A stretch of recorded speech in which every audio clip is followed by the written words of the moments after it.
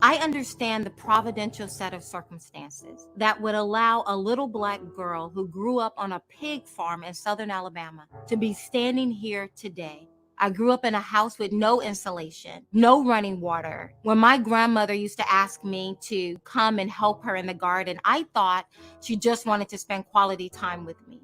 I had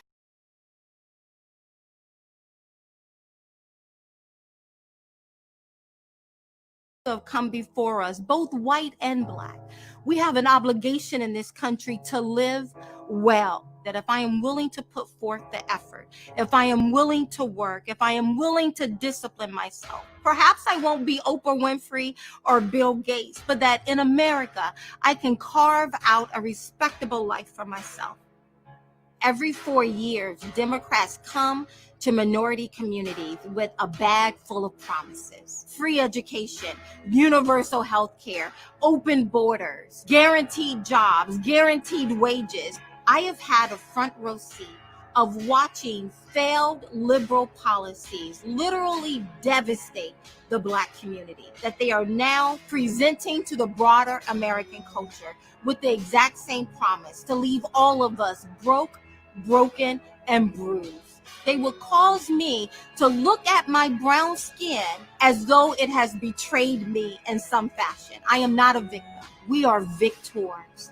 If you want to eradicate income inequality, give someone a job, not another program. I believe politics is dirty by design. They intend for good people not to get involved. And for so long, good people like myself and you, we've been sitting on the sidelines. If you want to send good people to Washington, D.C., who will finally begin to represent you and your family, then I need your support. I am running for you to preserve this nation for the next generation. My name is Kathy Barnett, and I am running for U.S. Congress for the 4th Congressional District of Pennsylvania. I am Kathy Barnett, candidate for Congress, and I approve this ad. I understand the providential set of circumstances that would allow a little Black girl who grew up on a pig farm in southern Alabama to be standing here today. I grew up in a house with no insulation, no running water. When my grandmother used to ask me to come and help her in the garden, I thought she just wanted to spend quality time with me.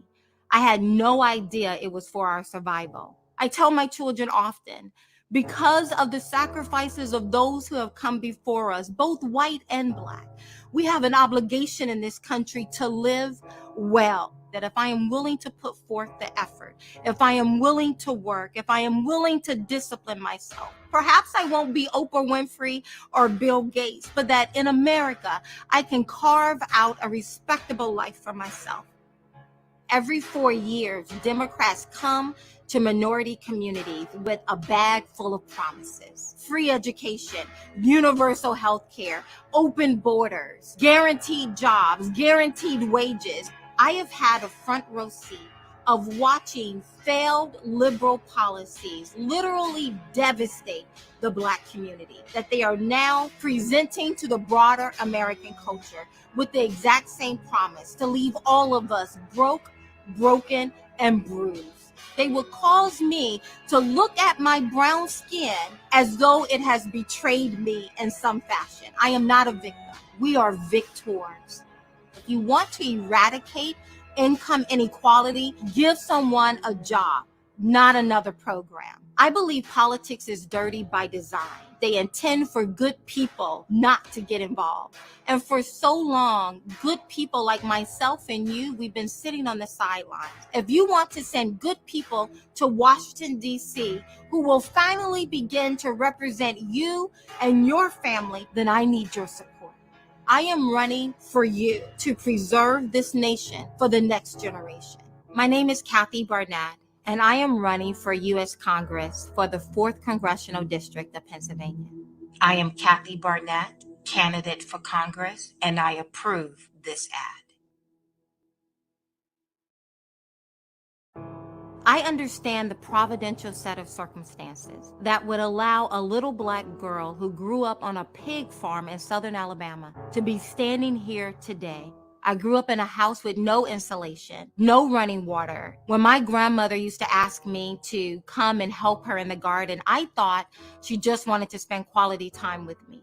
I had no idea it was for our survival. I tell my children often, because of the sacrifices of those who have come before us, both white and black, we have an obligation in this country to live well. That if I am willing to put forth the effort, if I am willing to work, if I am willing to discipline myself, perhaps I won't be Oprah Winfrey or Bill Gates, but that in America, I can carve out a respectable life for myself.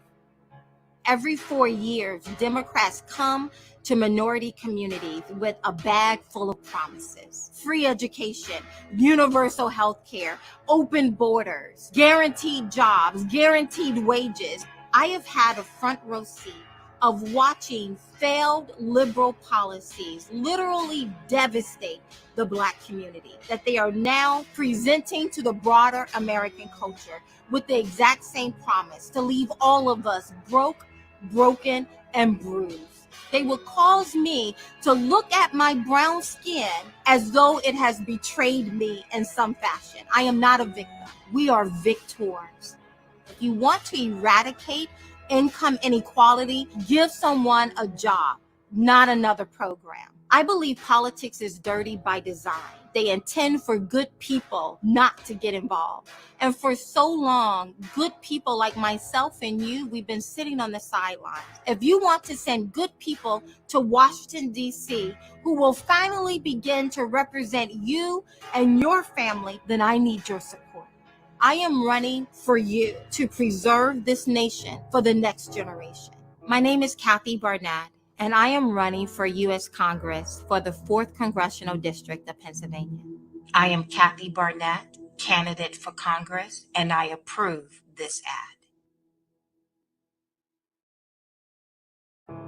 I understand the providential set of circumstances that would allow a little Black girl who grew up on a pig farm in southern Alabama to be standing here today.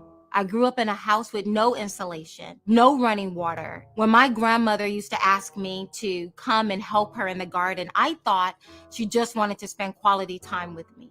I had no idea it was for our survival. I tell my children often, because of the sacrifices of those who have come before us, both white and black, we have an obligation in this country to live well. That if I am willing to put forth the effort, if I am willing to work, if I am willing to discipline myself, perhaps I won't be Oprah Winfrey or Bill Gates, but that in America, I can carve out a respectable life for myself. Every 4 years, Democrats come to minority communities with a bag full of promises. Free education, universal health care, open borders, guaranteed jobs, guaranteed wages. I have had a front row seat of watching failed liberal policies literally devastate the Black community, that they are now presenting to the broader American culture with the exact same promise to leave all of us broke, broken, and bruised. They will cause me to look at my brown skin as though it has betrayed me in some fashion. I am not a victim. We are victors. If you want to eradicate income inequality, give someone a job, not another program. I believe politics is dirty by design. They intend for good people not to get involved. And for so long, good people like myself and you, we've been sitting on the sidelines. If you want to send good people to Washington, D.C., who will finally begin to represent you and your family, then I need your support. I am running for you to preserve this nation for the next generation. My name is Kathy Barnett, and I am running for U.S. Congress for the 4th Congressional District of Pennsylvania. I am Kathy Barnett, candidate for Congress, and I approve this ad. I understand the providential set of circumstances that would allow a little Black girl who grew up on a pig farm in southern Alabama to be standing here today. I grew up in a house with no insulation, no running water. When my grandmother used to ask me to come and help her in the garden, I thought she just wanted to spend quality time with me. I had no idea it was for our survival. I tell my children often, because of the sacrifices of those who have come before us, both white and black, we have an obligation in this country to live well. That if I am willing to put forth the effort, if I am willing to work, if I am willing to discipline myself, perhaps I won't be Oprah Winfrey or Bill Gates, but that in America, I can carve out a respectable life for myself. Every 4 years, Democrats come to minority communities with a bag full of promises: free education, universal health care, open borders, guaranteed jobs, guaranteed wages. I have had a front row seat of watching failed liberal policies literally devastate the Black community, that they are now presenting to the broader American culture with the exact same promise to leave all of us broke, broken, and bruised. They will cause me to look at my brown skin as though it has betrayed me in some fashion. I am not a victim. We are victors. If you want to eradicate income inequality, give someone a job, not another program. I believe politics is dirty by design. They intend for good people not to get involved. And for so long, good people like myself and you, we've been sitting on the sidelines. If you want to send good people to Washington, D.C., who will finally begin to represent you and your family, then I need your support. I am running for you to preserve this nation for the next generation. My name is Kathy Barnett, and I am running for U.S. Congress for the 4th Congressional District of Pennsylvania. I am Kathy Barnett, candidate for Congress, and I approve this ad. Hello, everyone. How are you? Getting a little feedback in my ear. We are starting shooting in our studio. We're in a bunker somewhere. No, I am not Biden, but nonetheless, we're in a bunker hiding out. I don't know. Listen, thank you guys so much for being here. This is our BYOB. Let me know what you guys are drinking. As usual, I have my bottle of water that I'm trying to finish off. But nonetheless, I'm so very grateful you guys are here. I know we're going to talk about this whole abolish suburbs. Okay, we're going to talk about that in a few moments. And we have a very accomplished, a very knowledgeable individual to come and talk to us. We're not talking emotions. So to my independents, to my Republicans, listen, we are talking facts today. We're not talking emotions, and we're going to try to walk through this as best as we can. Okay.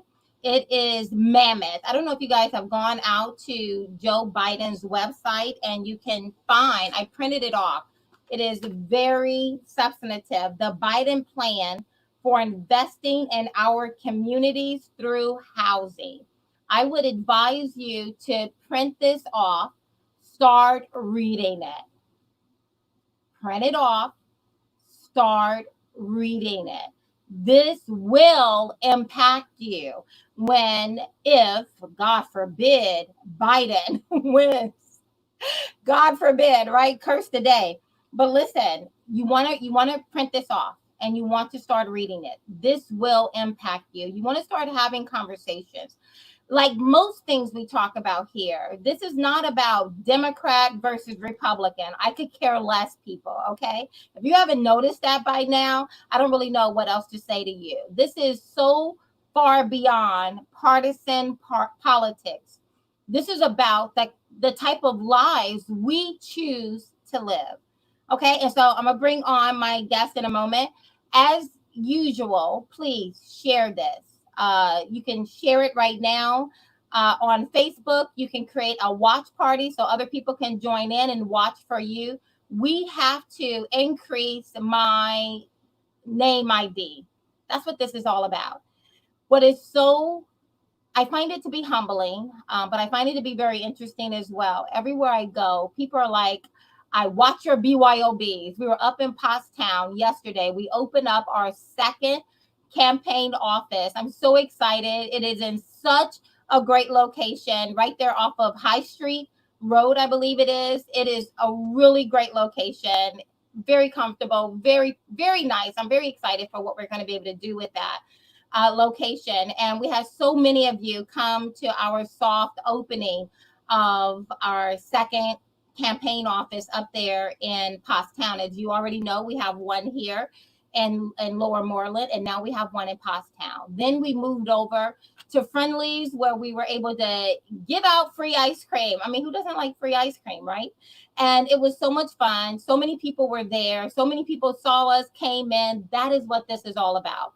We have to be able to go out and present our option. We have a very different option. This campaign has a very different option than what my opponent is offering you. And it's up to all of us. I don't care if you're a Democrat. I don't care if you are an independent. It doesn't matter what your party affiliation is. The things that are happening will not just impact Republicans only. It will not just impact the Democrats only. It will impact all of us. And so we have a responsibility to take off the blinders. I was thinking about, I bought years ago, you know, that little, I don't know what they call it, there's a name for it, but the little monkey where he sees no evil, hears no evil, speak no evil. I have all three of them. A lot of y'all are walking around like that. See no evil, speak no evil, hear no evil, and you just walk through life filled with emotions, uninformed emotions. We have a lot riding on this upcoming election. You cannot be voting for Democrats just because your mother's mother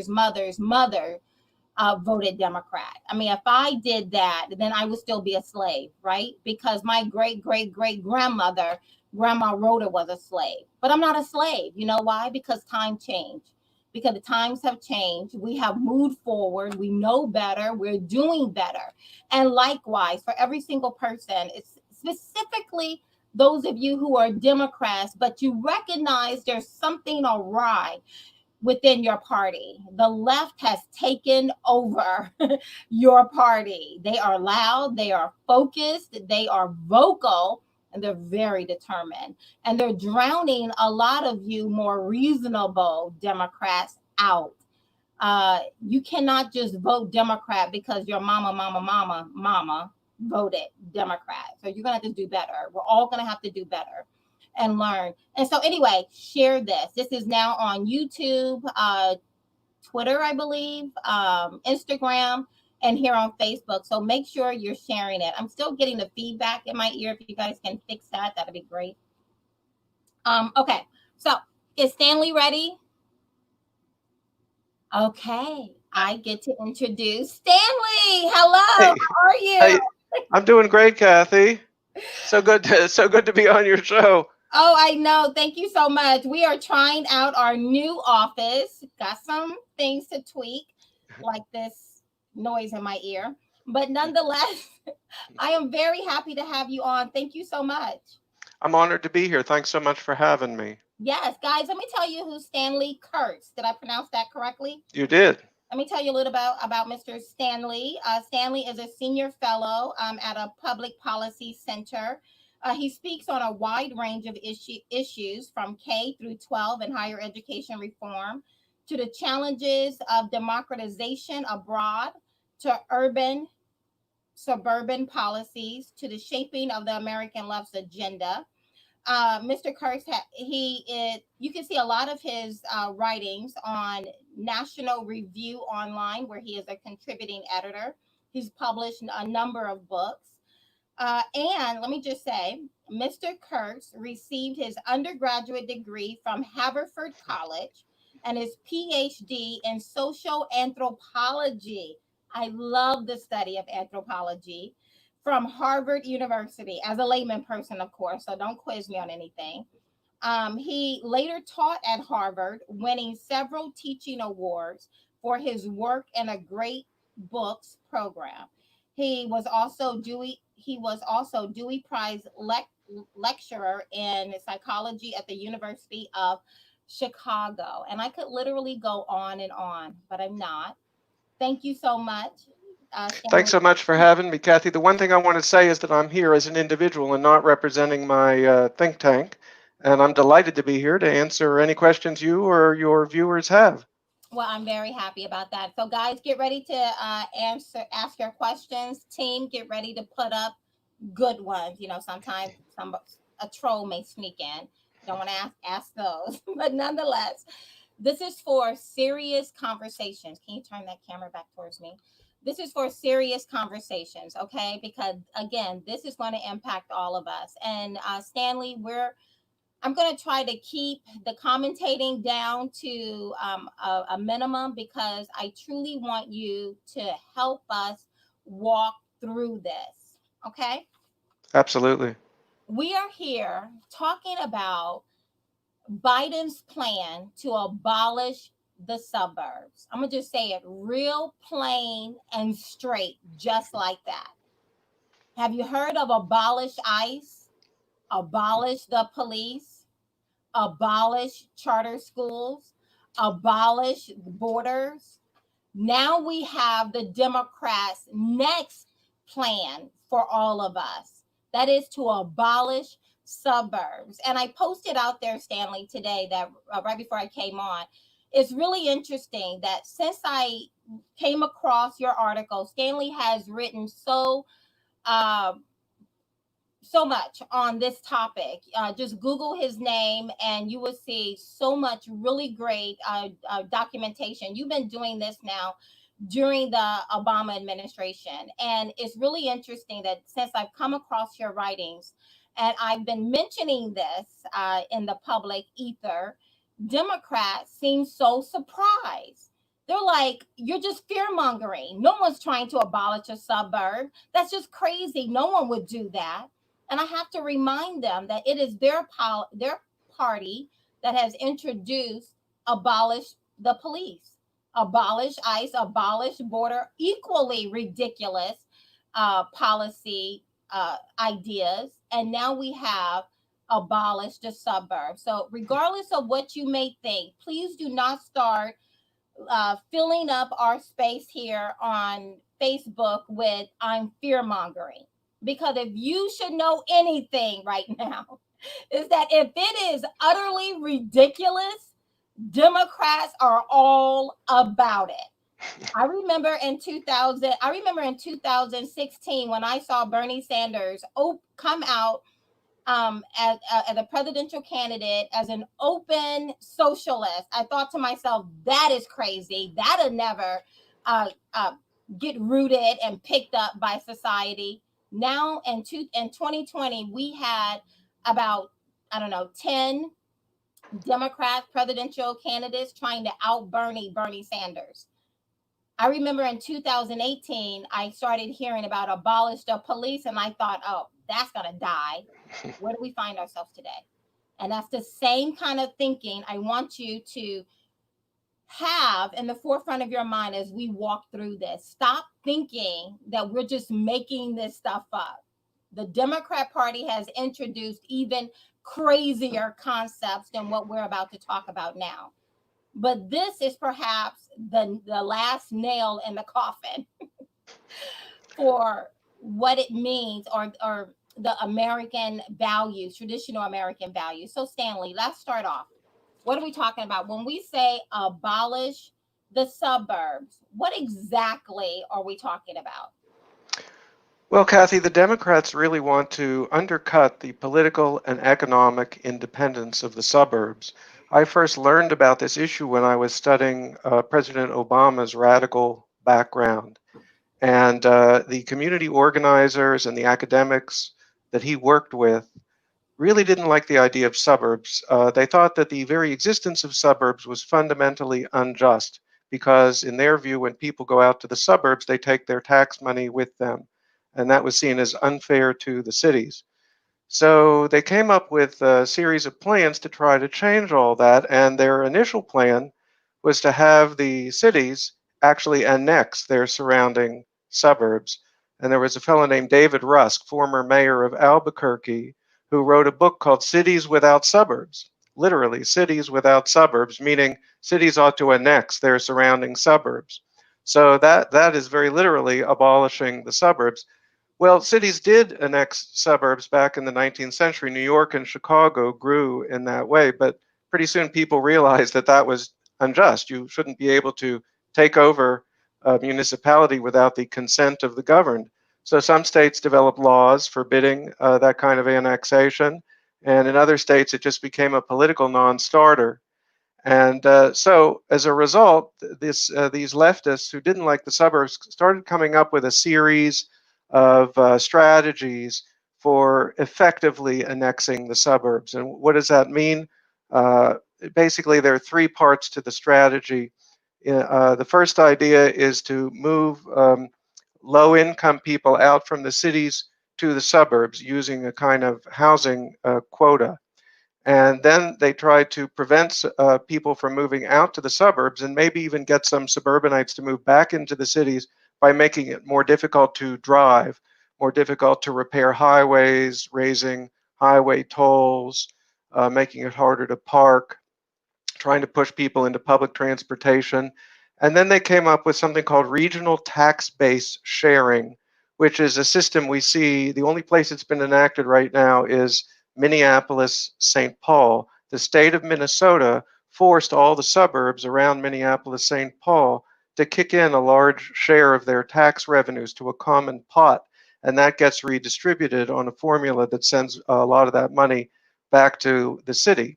So if you move people from the city out to the suburbs and you move people from the suburbs back to the city and you redistribute suburban money to the city, then in effect you've abolished the suburbs. You've created a kind of region. You've undermined the independence of the suburban governments. And this regulation that President Obama promulgated at the end of the Obama-Biden administration, affirmatively furthering fair housing, is the name of the regulation. People refer to it for short as AFFH. And that regulation does a little bit of all those things. The immediate focus is on low-income housing quotas to move people out from the cities to the suburbs. But if you look carefully at the rule, there's material in there that will make it harder for suburbanites to drive and to park, and that will potentially also create that formal redistribution of money. So that's really what abolish the suburbs is all about. Of course, the Democrats don't say straight out, we want to abolish the suburbs. In fact, they don't do what they ought to do. If they really believe in all these policies, they should go to Congress and try to pass a law.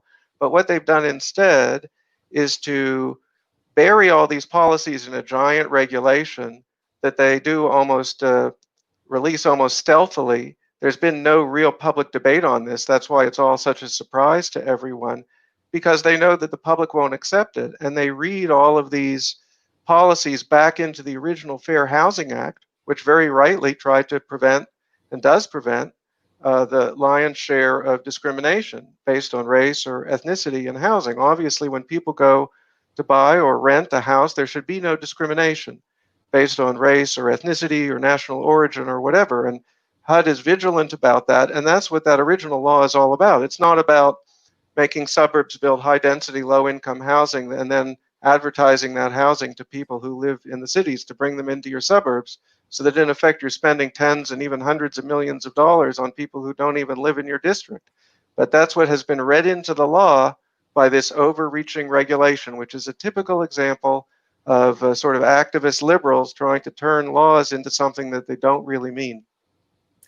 Okay, guys, listen, this is one of the benefits of live streaming, is that when this is over, you can go back and re-listen to this. Listen to what Stanley has just said. He has given us the beginning, the middle, and the end of how the Affirmatively Furthering Fair Housing Act work, what it is, how they will work, a little bit of the history of it. Now, Stanley, we're going to kind of break all of this that you said down, okay? So we're talking about the affirmatively furthering fair housing. I mean, Democrats are wordsmiths, right? I mean, how can you be against affirmatively furthering fair housing? And then they Sounds also great. use the buzzword inclusionary zoning, but apparently inclusionary zoning is not new. But what affirmatively furthering fair housing and accompanied with Cory Booker's transportation plan, it puts this abolishing the suburbs on steroids. So let's break it down a little bit. So we're talking about the affirmatively furthering fair housing. And essentially, it takes away, if I had to narrow it down, it federalizes local control over our zoning, how we zone. We're in Montgomery County. So if you're talking about Montgomery County versus if you're, as well as if you're talking about your local borough, if you're talking about Lower Moreland or Abington, it federalizes local control. And so now those at the local level become handcuffed to now carry forth the ideas or the vision of the federal government for our local area. Am I somewhere in the ballpark there? Oh, that's exactly it, Kathy. The only thing is, it's even worse than that in the sense that zoning is, you're absolutely right. That's the heart and soul of it. But that really, it will control a lot of aspects of development, where you build businesses and transportation hubs. Here's how it will work essentially. When Montgomery County applies for grants from HUD, they will have to fill out some gigantic forms. They'll have to list where everyone lives in Montgomery County by their income level, by their race, by their ethnicity, if they're near recent immigrants, their national origin, English language proficiency, handicap status, and then it's got to compare the demography of Montgomery County with the demography of the greater Philadelphia metropolitan Okay, region. now pause, Stanley, because that's huge. Huge. Because now, if someone in, let's say, Montgomery County, or even if I say, where is that area? Lower Merriam, very well-to-do area. That I thought it was interesting. One of my first questions to you when I first talked to you was, well, how much HUD money does Montgomery County get? And I'm thinking we don't get that much HUD funding, right? Because Montgomery County is the second wealthiest county in the state of Pennsylvania. So I was very myopic in what my understanding of what these federal dollars are. And in fact, let me just set the premise. For 2020, Montgomery County received $3.3 million of this funding. Lower Merriam, which is a very wealthy area, received roughly $1 million. Abington received a little more than $800,000. Norristown received $864,000. Up there in Berks County, we have a little bit of Berks in District 4. Overall, Berks County received $2.4 million. So in the grand scheme of things, probably not going to break the bank if we don't receive these money, so that we can keep local control. But let me just go, and I'll finish that thought in a minute. But let me go back to what you were saying, Stanley, because Philadelphia received $44.6 million in 2020. So Montgomery County received $3.3 million. Philadelphia received $44.6 million, right? So that means there's a lot of need in Philadelphia relative to Montgomery County. But when Montgomery County is making plans on how to develop our communities, Montgomery County cannot just look at Montgomery County and the demographics of Montgomery County. We will have to expand that circle to include Philadelphia. And as we all know, Philadelphia's demographic, socioeconomic variety is very different than Montgomery County, whether good, bad, or indifferent. I'm not assigning a value on that. I'm just saying it's very different. And so just with what you just said, Stanley, expound on the fact that, as you said, it now opens up Montgomery County to have to take into consideration not just Montgomery County when we're planning at the local level, but now I have to take into consideration what is going on in Philadelphia and how Philadelphia looks, and how does the government use that information to impact Montgomery County? Great question, Kathy. When you do your analysis, when you fill out that big form, if a discrepancy shows up, and it surely will, because the demography of Montgomery County is different than the greater Philadelphia metropolitan region, you'll have to submit a plan to HUD explaining how you're going to remedy some of these discrepancies. And then that you don't get the money until they accept your plan. And if they want you to change your zoning and maybe use the grants to build high density, low income housing, that you then go out to some other part of the Philadelphia region and advertise to, so you can bring demographic groups that aren't in your county in large numbers into your county. They can make you do that if you want the money. But Now, that's all.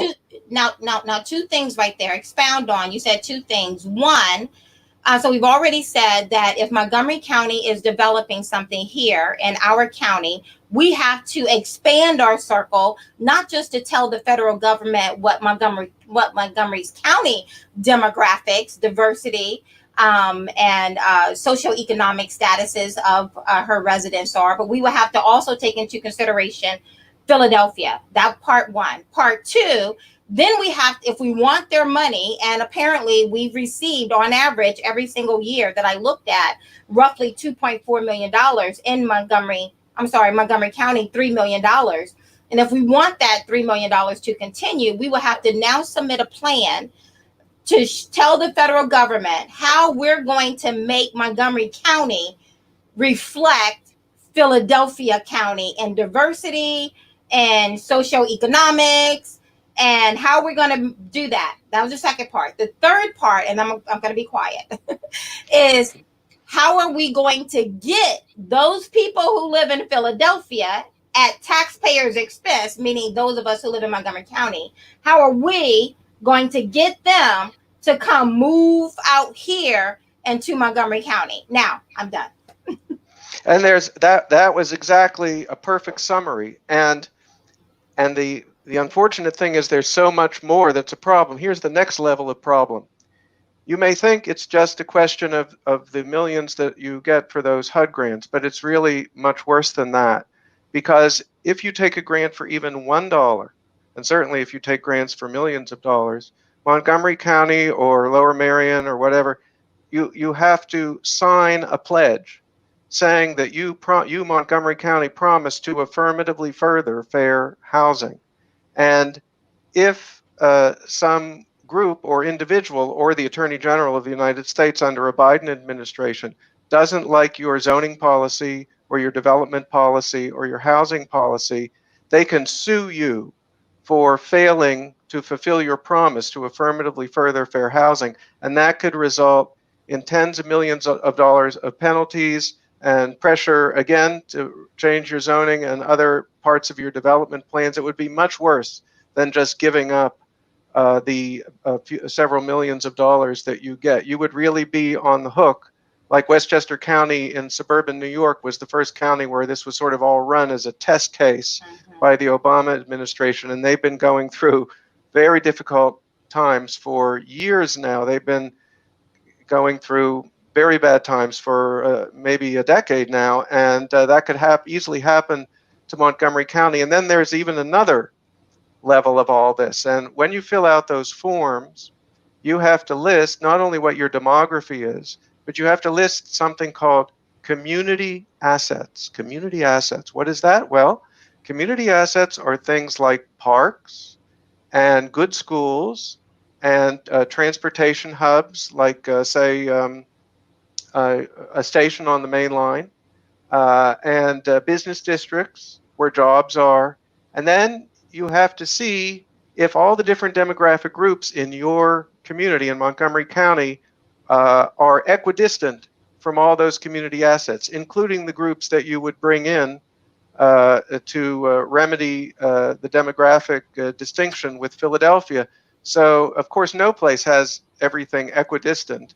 So that would create a pressure for Montgomery County to build itself up into a more urbanized kind of area. You'd have to build high-density, low-income housing near the towns that are by the main line and all the transportation hubs and businesses and such, and you'd become basically more urbanized. But not only high density, low cost housing, but to your point with transportation, you have to make sure that those we are importing from the inner city who are coming out here have the same access to transportation that we would generally find in an inner city, right? So more bus routes.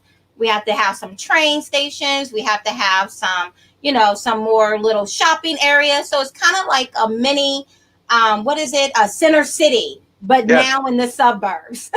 Dictated by the federal government instead of by your local government. It really is a negation of the federalist system. America is really built from the Pilgrims through the New England town meeting to a contemporary suburban township. It's built on local control and a layered federalist system, which means that you've got your local government, you've got your state government, you've got your national federal government, and you're supposed to leave as many issues as possible to the lower level so the people are close to things. So that if you move to a suburb, part of the reason you move might be because it's got a relatively small school district. And if you really care about your children's schools, you can be involved and have a direct effect. And by the way, that reminds me, another thing about community assets, this could affect where school district boundaries are drawn. The Yes. federal government could force you to redraw your school district boundaries if they think that they're excluding different demographic groups. And so you can Okay, see. so Stanley, I know. So let me just pause because we are saying a lot. I'm gonna have my team to start looking for questions and pop them up. We're saying a lot right now. Okay, so listen to this one, Stanley. Laura says, so if you don't take HUD money, you wouldn't need to follow the regulation. That was my thought too, Laura. And then Stanley hit me across the head with the Cory Booker plan. So Stanley, explain to Laura why that doesn't work either. Absolutely, Kathy. Everything we've said so far applies to AFFH as devised under the original Obama-Biden administration. But Joe Biden has come up with a new twist that he borrowed from Cory Booker that will force almost every suburb to go along with this, whether they want to or not. And the new twist is that instead of just making grants from housing and urban development dependent on you following all of these rules and regulations, they're going to hold hostage surface transportation grants, the grants that go to Pennsylvania as a state to do road repairs and building of new roads. And by the way, Pennsylvania gets, I don't know what the figures are in your exact area, but Pennsylvania as a state gets about $2.5 billion in federal surface transportation grants. So what suburb can afford to cut itself off from state road repairs, or if they're going to build a new artery to help your commutes, could you afford to exempt yourself from any connectors to that artery? And yet you would have to. Probably if not.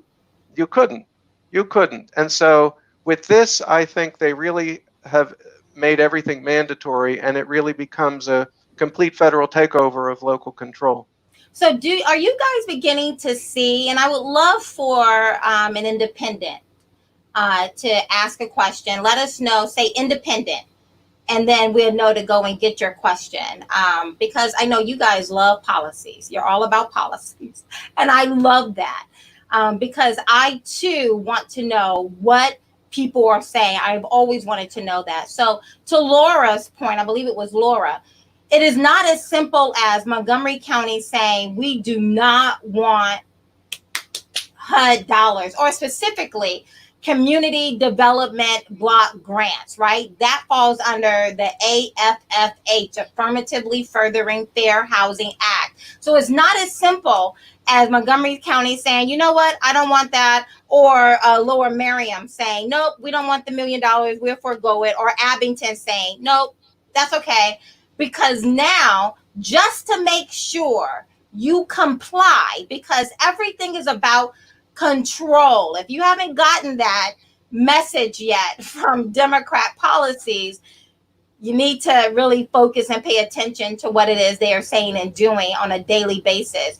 But just in case you want to exercise some self-determination in your local government, they have made sure you will not. And that is where the Cory Booker surface transportation block grants come in, because we would not be able to forego getting our roads fixed, or getting access to an artery that allows us to be able to to get downtown or wherever else we may want to go. And so that is how they would seal the deal. So with all of that, are you guys understanding what we mean when we say abolish the suburbs? Because if I have to, one of the things I realized, Stanley, and I'm gonna stop because I want you to comment on it.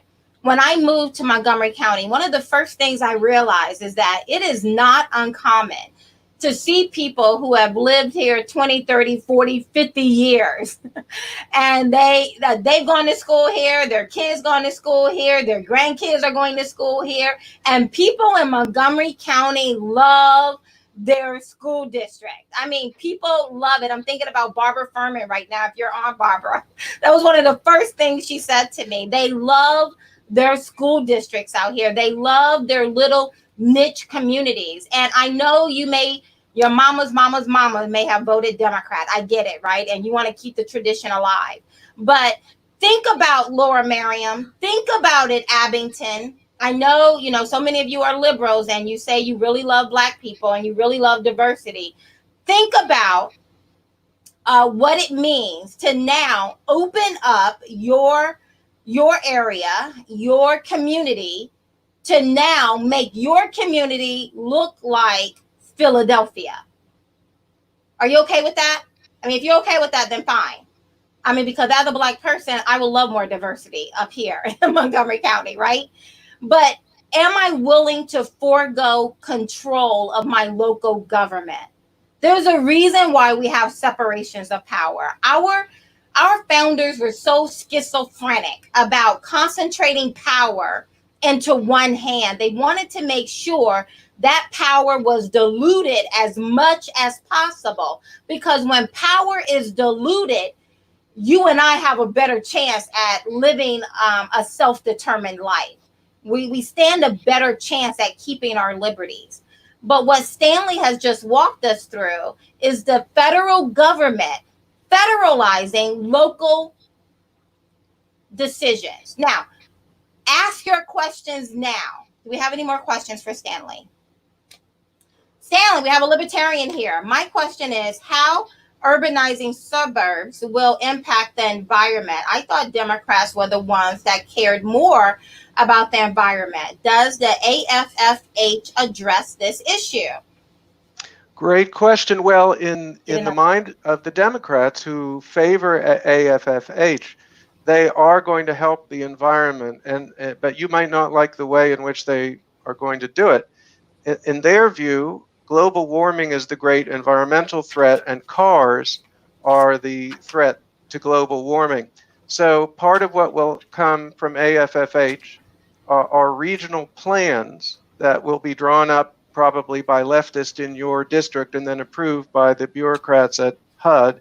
And they'll push you towards something called transit-oriented development, which means that very dense apartments will be built around transportation hubs, and then gradually they'll start building over the parking lots in a deliberate effort to make it harder for you to use your car and to drive you into the public transportation. Actually, Obama's Secretary of Transportation once kind of slipped and said that his goal was to coerce Americans out of their cars. And from the Democrat perspective, that's a great blow for ecology. I happen to think that that's a little bit crazy, because I don't think we're in quite the global warming crisis that the Democrats do, and I don't think taking away Americans' freedom to use their cars is, or to live in the kind of single-family open yard area that typifies the suburbs is the right way to go. The suburbs, as you were saying, Kathy, I really think you hit the nail on the head when you were talking about the founders and our liberties. I mean, we need to have choice about how we want to live.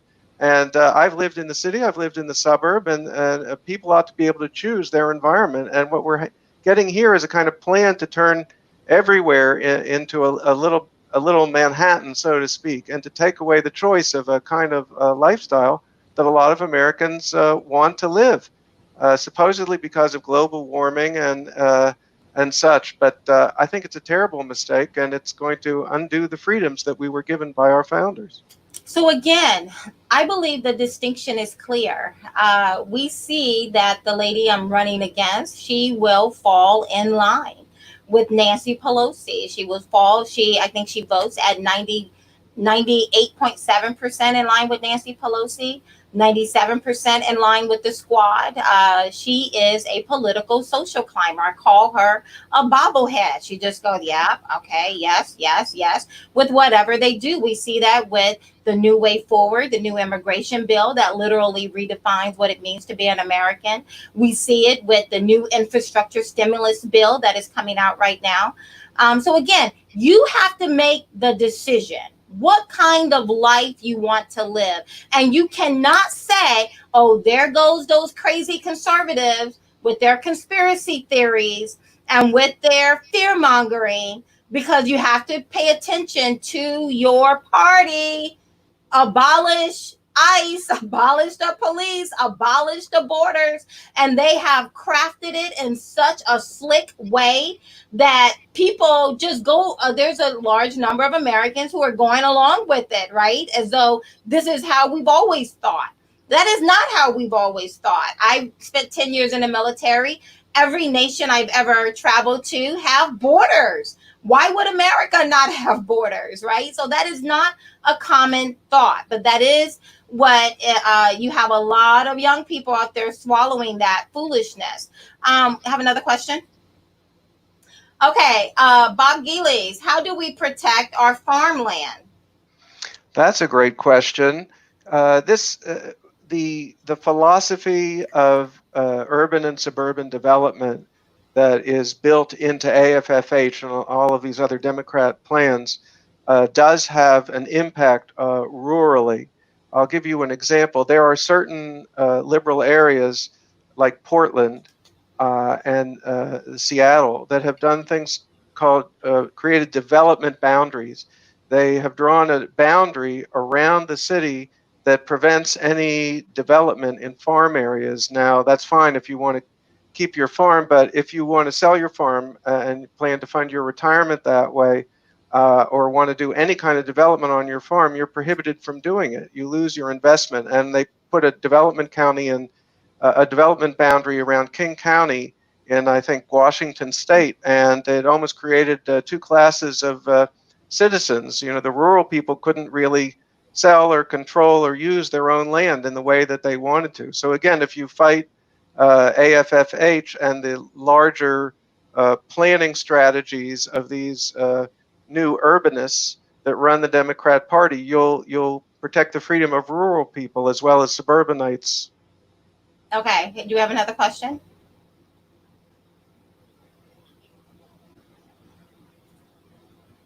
Okay, I think we already talked about that. Rural area fairs. Any other question? We have a lot of them. They're just trying to go through them right now. So I'm going to let them focus on that. Let's try to recap, Stanley. Listen, I'm a homeschooling mama bear. I repeat things often because I've homeschooled my kids for the past 6 years. I taught as an adjunct professor of corporate finance. Stanley, you're in Harvard. I know people who go to Harvard are very smart, but I'm sure you found yourself repeating things sometimes because repetition is good for the soul. It is not demeaning or condescending, but let's make sure we get this, okay? And specifically, I'm talking to my more reasonable Democrats, right? Who are voting Democrat because everybody in your family has always voted Democrat. Be silent, but don't vote Democrat. Vote something else. One moment, guys. And then we have independents, right? Libertarians, the undecided. I want to help you. I want to help you understand that I've said it often. Democrats have plans for all of us. They have big plans for all of us. And we need to make sure that we're informed. So when we get off this call, share this with other people. You need to be sharing this right now if you haven't. Start a watch party already. Put hashtag abolish suburbs and put a question mark if you don't really think it's true and you don't want your liberal friends to attack you, because I know the hate is real on that side. So just put, is it true? I don't know. Listen to this girl, right? And see what she's saying. So let's try to recap, Stanley. You want to recap it? 1, 2, 3. Sure, Try it. sure. Okay. So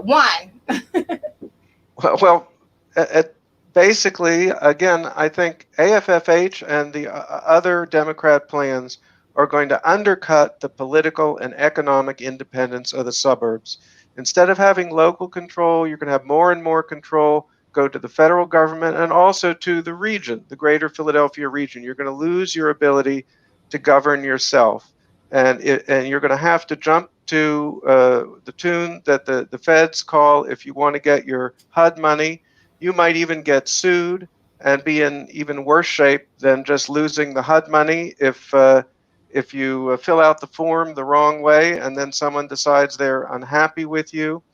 And when you add the Booker strategy and the transportation plans, there's almost no way to get out of this thing. And we're talking here about zoning most centrally, as you rightly emphasized. But the amazing thing, and you can see this because so much stuff came out in the questioning and is still there, in the end, this touches on almost every aspect Of of, life. yes. Schooling, the community, the quality of life, our environment, whether we're going to see more high density, low cost versions of housing, or whether we'll be able to just see homes with acreage in the front yard.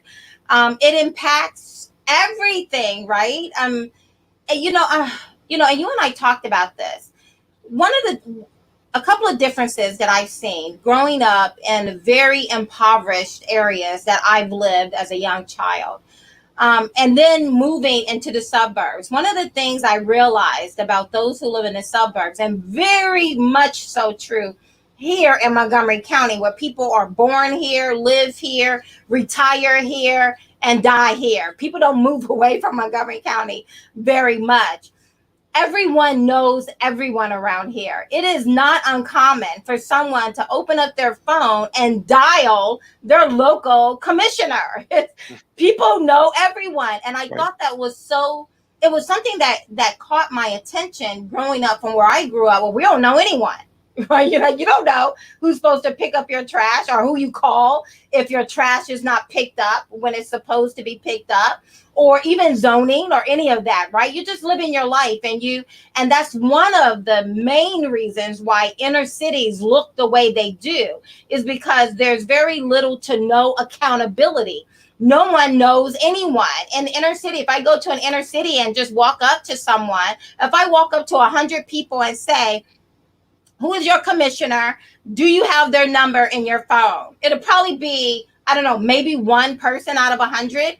But I tell you, I could go to 100 people here and 80% of them will know that person or know someone who knows someone, and they can call that person to get in touch with that person.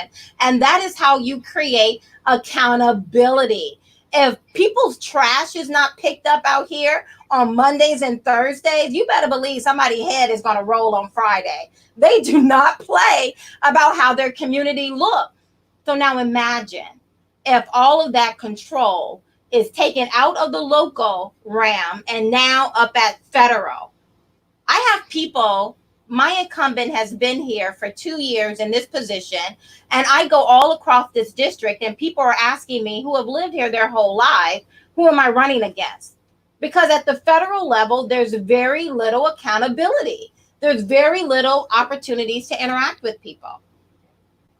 I think you put your finger on the deepest issue, Kathy. I really do, and this is the whole advantage of the America's unique system, federalist system, emphasizing local government, and that accountability is also tied to the spirit of liberty.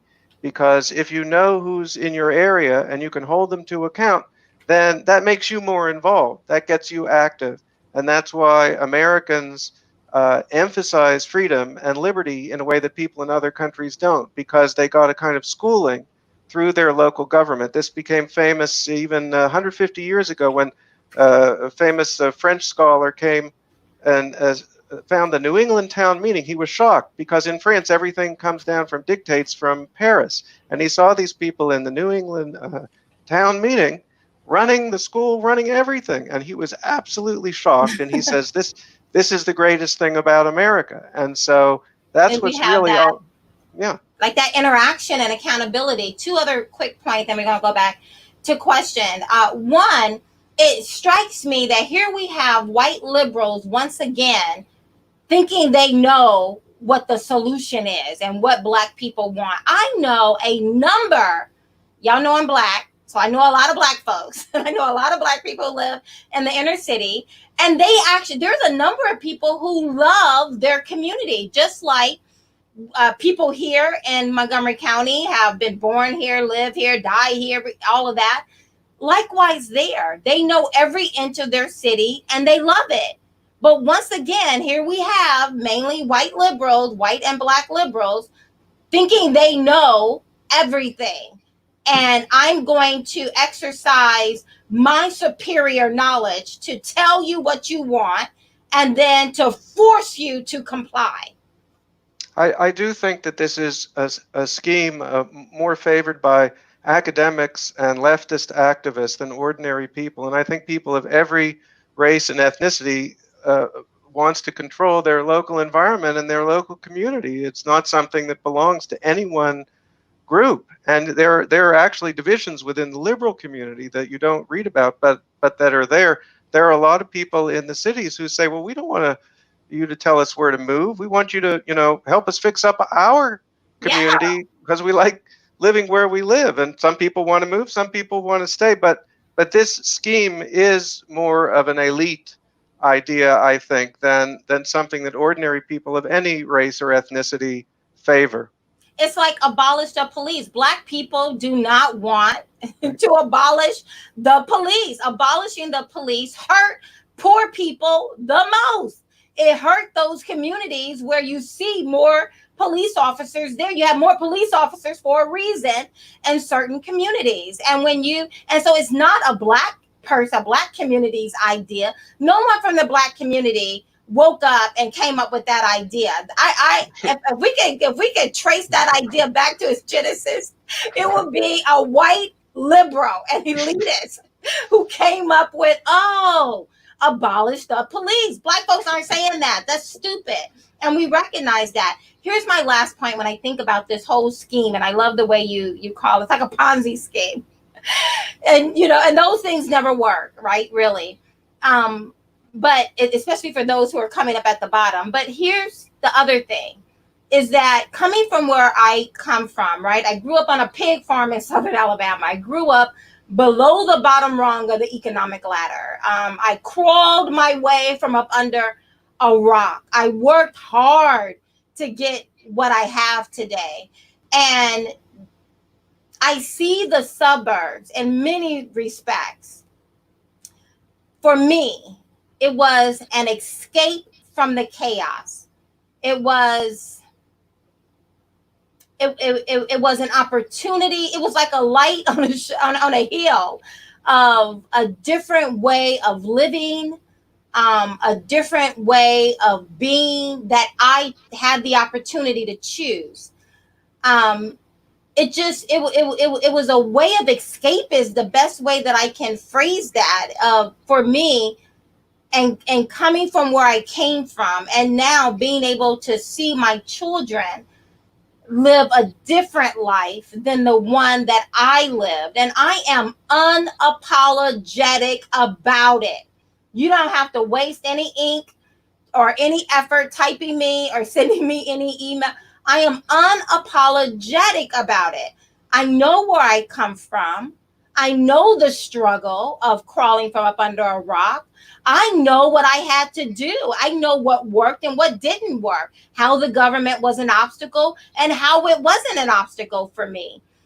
And abolishing the suburb, I see it as it was a way of escape from the violence, from the poverty, from the chaos that surrounded me when I grew up. And it was a different way of living. That's not for everyone, but for those who choose it, it's a wonderful thing to have. Plus, the majority of the middle class lives in the suburbs. So I'm of the notion that if you abolish the suburbs, you're really abolishing the middle class, which may be what they want, to create the them versus the us. If you look in a communist country or a socialist country, you do not have a thriving, healthy, productive middle class. You have the haves and you have the have-nots. You have the them up on the hill, and then you have the rest of us, poor beggars down there in the street. You don't have a thriving, healthy middle class where people from the lower rung of the economic ladder have the opportunity over time to move up into the middle class and then hopefully continue to move up that ladder. That's what America offers. And a lot of that is found in the suburbs. I think that's it. Yeah. You're describing the American dream, Kathy, and what makes the American dream work is the sort of the discipline and the work that people do to get to that suburban place that they might prefer to live in. And I think these elites think that if you just take someone and plop them down in the suburbs, they'll become middle class. But what really makes you middle class is everything it took to work for the money that you got to afford the house in the suburbs and all the discipline that you went through. That's what brings the values to you, is earning it, so to speak. We have a few minutes. Any questions we want to pop up? Barbara, how close will this happen if Dems control Congress, even if President Trump wins? Kathy, please share your thoughts about control of Congress. Okay, what do you think? If Trump wins the presidency but loses Congress? If he wins, he get the veto, though, right? If he wins the presidency, he'll be able to stop all of this. But if the Democrats take control of Congress and the presidency, not only will you get everything that we've discussed today, but it will all be worse, because they're going to pass it all as laws, or at least a lot of it, and a whole lot more along the lines of these theories about how people should live on this topic and many others. But they'll probably write it all into law, very radical laws, if they control everything. But if Trump were to win, he could block it for as long as he was in office, until they get control of all three. Well, no, if they have the presidency, they'll be able to do this even without Congress. But it'll be worse if they get all three branches, much worse. Yeah, guys, let me tell you, I mean, one of the things I've always said, I'm running because I want to preserve America for the next generation. I want to preserve our nation, our values, our traditions. I want to make it more inclusive, but I want to preserve who we are, the core of who we are as a nation, for the next little boy or girl who find themselves under a rock. And I can assure you, when you send me to Congress, this will not go. I don't care even if Trump wins, but no one talks about this. You better believe I'm going to be all over this, because when Trump leaves and then we start all over again, right? That's what generally happens, is that, we just reset the clock and there we go again. Any other questions? So if low-income housing comes into our suburb, does your home value go down? What do you think? It's certainly possible. I can't predict what's going to happen in any particular case, but it's perfectly possible, I think, and that's something that's something of concern to people. I mean, there are many levels of concern. There's the money that you have to spend. Some of these schemes, if they're really able to push them, a bigger problem will be that your taxes will go way up, just because you'll have to be spending a lot of money to build all the housing you're ordered to build. Yes, your property values could go down. I'm not predicting that in any given case, but it's certainly possible. Okay, I know you have to go. Stanley, thank you so much. Do we have one last question? No more questions? Stanley, thank you so much. Guys, go out, Google Stanley. Do you want me to share the name of your book? I didn't know if you wanted me to or not, Stanley. Oh, sure. That's fine. Yes. Well, let me tell you guys, he has published 2 influential books on President Obama's political history and policy agenda: Radical in Chief, Barack Obama and the Untold Story of American Socialism, and Spreading the Wealth, How Obama is Robbing the Suburbs to Pay for the Cities. So again, I just want to leave you guys with this, okay? Because I know you guys love talking about conspiracy theory. Mr. Kurtz is a very accomplished man. He has received his undergraduate degree from Haverford College and his PhD in social anthropology from Harvard University. He later taught at Harvard, winning several teaching awards for his work in a great books program. He was also Dewey Prize lecturer in psychology at the University of Chicago. So if you're going to throw rocks or sand at what we've discussed, please be educated or more educated than Mr. Kurtz before doing so. Otherwise, just ask the question. Asking a question is good. Being curious is good. Putting up blinders and trying to call people names, using ad hominems because you got nothing else, is really ignorant when we're, or maybe even beyond ignorant. Ignorance simply means a lack of knowledge. Once you get past a lack of knowledge, we're in the stupidity realm. And we have a lot to lose. We have everything to lose. Stanley, thank you so much. Thank you so much, Kathy, for having me on. I appreciate you. Talk to you soon. Absolutely. Okay, guys, that is our show. What did you think? Listen, share this. Every single person, share. Share it on Instagram, share it on Twitter, share it all throughout Facebook. Copy the link and send it in an email. Copy the link and send it via text. Find a Democrat friend and send it to them. Liberals, if you want to waste that energy, then fine. But Democrats, there are a lot of very reasonable, intelligent Democrats who are good people. We're all good. We're all good people. Unless, of course, you're talking about liberals. I'm telling you, there's something not whole there. But for the Democrats, this is your party. Abolish, and now abolish the suburbs. We're not making this stuff up. I am not fear mongering. This is real. And when we get to October with the mail-in ballots, and then November with the November 3rd on election day, you need to make a decision with your eyes wide open, because it will have lasting effects. We cannot lose. Definitely can't lose the White House, and cannot lose this seat. We cannot lose this seat. I will not be running again. This is it. We have to do this now. We have a chance to be able to rewrite according to what we believe is correct, right? And not based on what some elite and some university setting believe is true. So we're getting ready to close out. Thank you so much. Was there something you guys are trying to let me see? Please go to KathyBarnettForCongress.com, KathyBarnettForCongress.com. I cannot get to Congress without you. This is not a one-man show.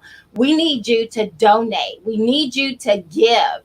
You cannot sit back and wait for me to push this boulder up the hill and think you just walk in on November 3rd and cast your vote for me. It doesn't work that way. You want me to get to November 3rd, and you want to make sure that when you go on November 3rd, that I have had the resources to get other people to know who I am, to know what the better option is, and so that they too can go right along with you.